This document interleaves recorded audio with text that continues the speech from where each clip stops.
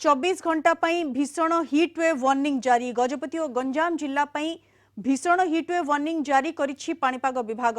17 जिला को hit wave warning जारी होइछि।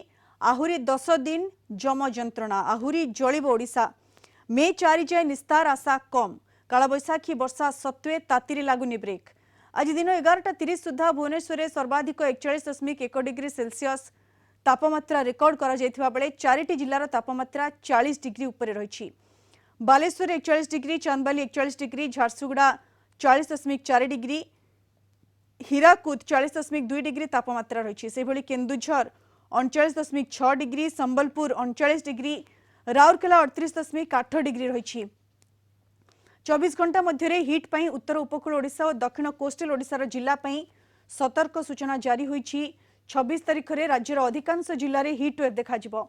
27 और 28 रे सीवियर हिट वेव संभावना रही। आगामी दिन में किछि जिल्ला रे 45 डिग्री उपरे मध्य तापमात्रा रेकर्ड करा जाय पारे। गत 15 तारिख लगातार ग्रीष्म प्रवाह जारी रही।